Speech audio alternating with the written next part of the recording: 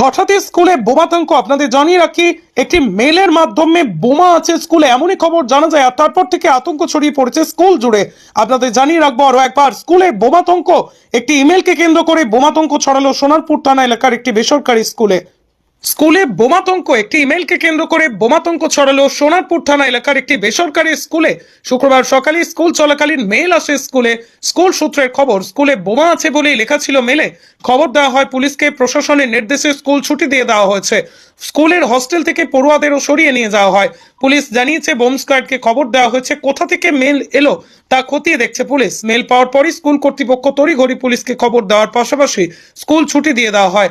স্কুলের ছাত্রছাত্রীরা কোনো আতঙ্ক না ছড়ায় সেদিকেও লক্ষ্য রাখা হয়েছিল। স্কুলের সমস্ত ছাত্রছাত্রীকে স্কুল থেকে বেরিয়ে গেলে স্কুলে আসা পুলিশ বোম স্কোয়াডকে খবর দেওয়া হয়েছে। স্কুল চত্বর ফাঁকা করে দেওয়া হয়। বোম স্কোয়াডের সদস্যরা এসে স্কুল তল্লাশির কাজ শুরু করবে।